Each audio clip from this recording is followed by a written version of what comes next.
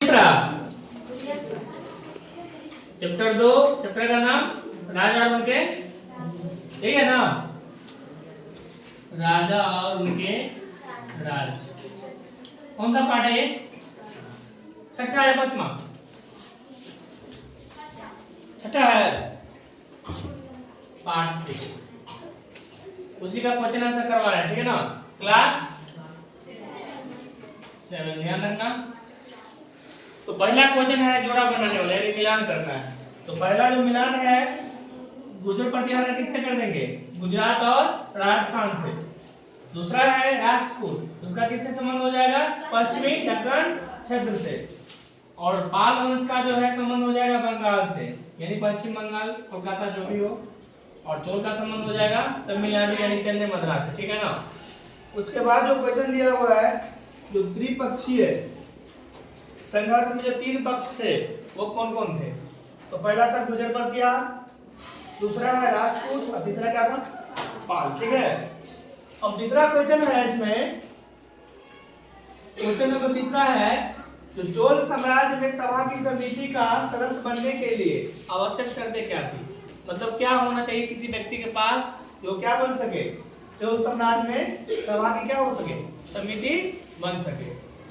तो ध्यान दो, चोल साम्राज्य में सभा की समिति का सदस्य बनने के लिए निम्न शर्तें आवश्यक थी, जो क्या है इस प्रकार है। पहला शर्त क्या है, सो ध्यान दो पहले, हल्ला नहीं करो। सभा की सदस्यता के लिए इच्छुक लोगों को ऐसी भूमि का स्वामी होना चाहिए जहां से भू राजस्व वसूला जाता है। मतलब क्या, वैसे गांव में रहा हो जहां पे क्या है भू राजस्व, मतलब क्या, जमीन का जो टैक्स होता है, लगान होता है, उसको क्या हो वहां से वसूला जा सके। अब ध्यान दो, दूसरा है उनके पास अपना घर होना चाहिए। उनके पास क्या होना चाहिए? अपना घर, यानी किसी दूसरे घर में वो नहीं रहता हो, है ना।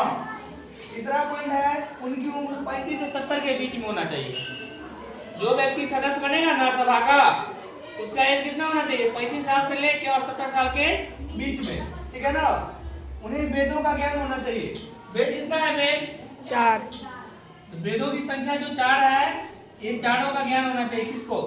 सभा की समिति जो बनेगा उसको, है ना। उसके बाद ध्यान दो, वो पहला बात, वो व्यक्ति ईमानदार होना चाहिए। कैसा होना चाहिए? ईमानदार। और उन्हें प्रशासनिक मामलों की अच्छी जानकारी है। क्या प्रशासनिक मतलब क्या?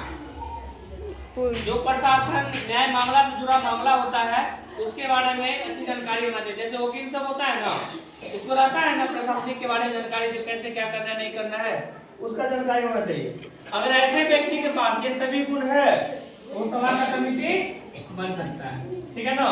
ध्यान रखेंगे वेदों की संख्या कितनी है? 4। कौन कौन? ऋग्वेद, सामवेद, अथर्ववेद और यजुर्वेद, 4 है ना। तो ध्यान रखें, ठीक है।